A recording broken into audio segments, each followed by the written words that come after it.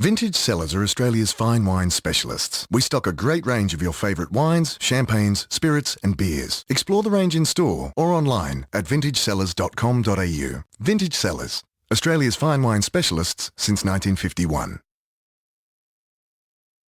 Good morning and welcome to the show. Nice to be back with you as we talk real estate for the next 30 minutes or so.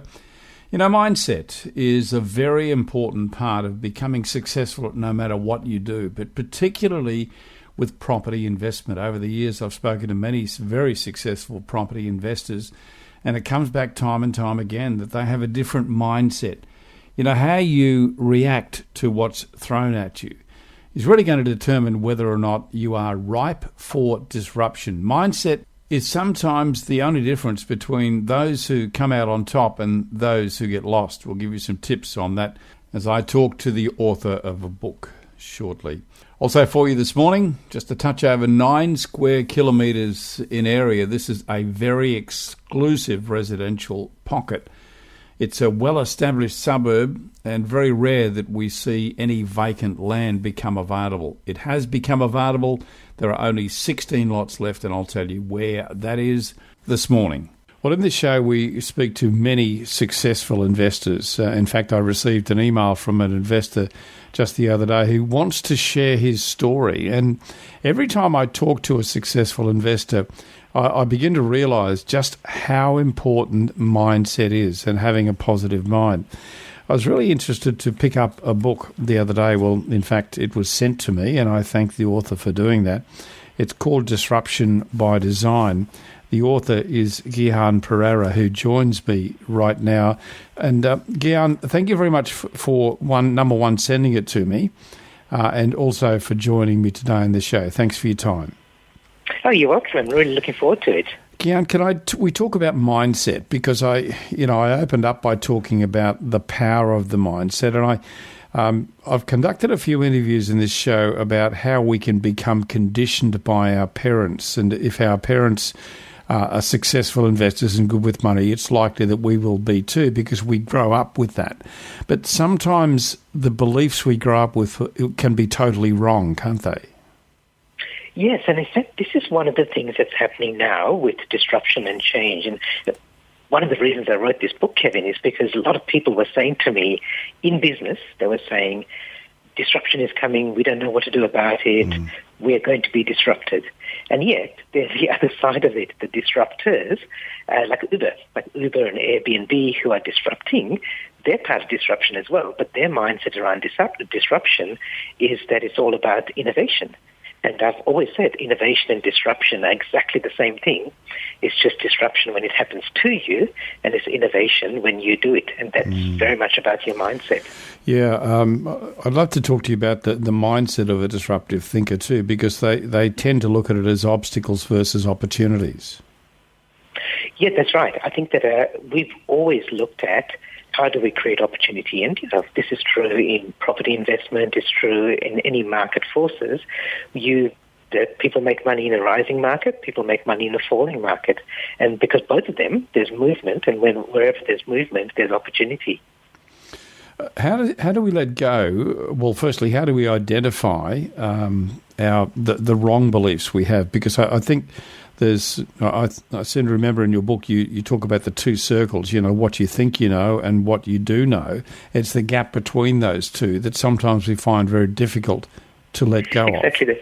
That's right. That's a delusion zone. So it's the difference between what you think you know, which is quite a large circle, and what is actually true, and which is a much smaller circle inside that. And the problem for many people, the trap that many people fall into, is that they actually know less than they think they know, because things that used to be true just aren't true anymore. And I often tell the story that, Kevin, you may have believed in Santa Claus as a kid, and then you've let go of that belief now. I hope you have let go of that belief now. Yes, I have. Although I believe it for our grandchildren, so...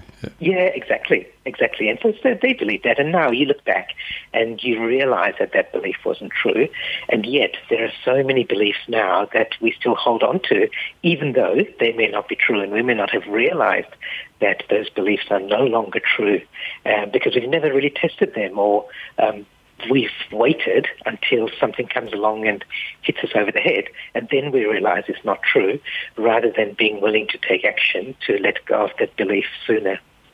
You make an interesting point in your book too, in the early part, where you talk about being beware of your strengths. Your biggest asset may just blind you to other possibly better opportunities. So sometimes our strengths can be our weakness.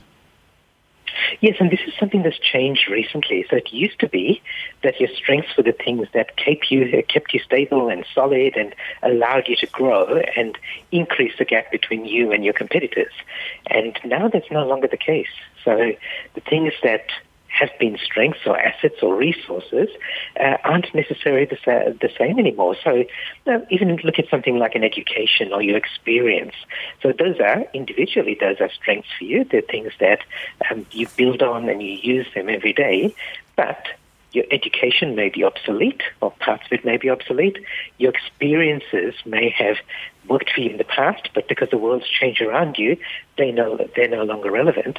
And so there's an old, I think, Chinese quotation that says, in the beginner's mind there are many options, and in the expert's mind there are few. And because our world is changing so fast now, we need to look at all those options and perhaps let go of some of those things that used to be strengths or assets or resources. I think it was Jim Rohn who said, your life does not get better by chance, it gets better by change, which is really yes. the essence of your book about leading by change or embracing change, because change is all around us. And if we don't embrace it, we're going backwards very, very fast. That's right, and there are people who love change. Kevin, and you've already mentioned them, your grandkids love change. Yes. They would be bored if things weren't changing so fast. And I don't know how old your grandkids are, but you look at the Gen Zs, the Generation Z, who are just moving into the workforce now, 20, 21, 22, they expect things to change. They thrive in change. They are unhappy if there is no change.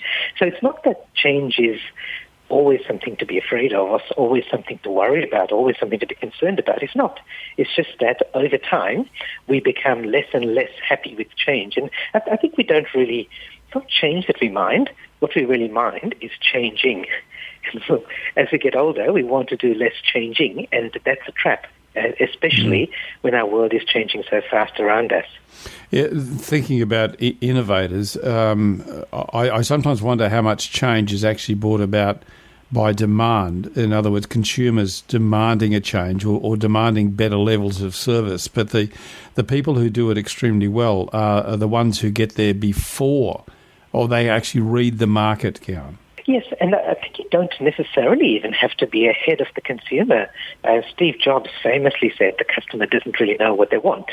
But it doesn't have to be that way. I think that businesses get further and further away from their customer. So you can imagine when a business first starts, they understand that there's a customer out there with a problem, and they have to figure out some solution to that problem. So they build the business, they hire the people, they create systems and processes, they invest in technology and infrastructure that will solve those problems. But over time, they get further and further away from the customer, and the business becomes more about serving itself, serving other stakeholders, and then these smart, savvy startups come along, and they don't have all those assets, resources, experience, brand, reputation, but they've still got that singular focus on this is what the customer wants, and that's what you should do. That's what you should look at as your business. Yeah, well, I started the interview by talking about mindset. I want to go back to that and round it out just a little bit. For those in the property sphere, mindset we know is very important. How do you turn around a mindset? How do you, if you're struggling to get on top of it, what are some of the steps that you would say people should put in place? Okay, so I would suggest a few questions that you should ask yourself. So one of them is, if I didn't have this, what would I do? And that this is an asset or a resource or a strength, something like that, whatever it is. If you didn't have this, what would you choose? And would you pick that up and say, this is the best practice that's out there, this is the best technology, software, way of thinking, network, or would I choose something else? So that's a way to kind of turn it off and on again. So do a bit of a reboot of what you've already got, what you've got, and what you could choose if you had complete freedom of choice. If you didn't have any sunk costs, what would you do? That's the first question. The second question is, if I was advising my best friend what to do, what would I recommend to them? Because sometimes having that little bit of objectivity means that you'll make a wiser decision because you're not so invested in it yourself. It's so easy, isn't it, to give other people advice that we don't take ourselves. We always know. We always give the best advice. Yeah. We're just brilliant at giving advice. We're not so good at taking it, even if it is taking our own advice. Wonderful. It's an excellent book. It'll really get you thinking. I strongly suggest you pick it up. It's called Disruption by Design. The author is Gihan Perera. And Gihan, thank you so much for your time. I appreciate you spending some time with us today. Yeah, thanks so much, Kevin. It's been a pleasure.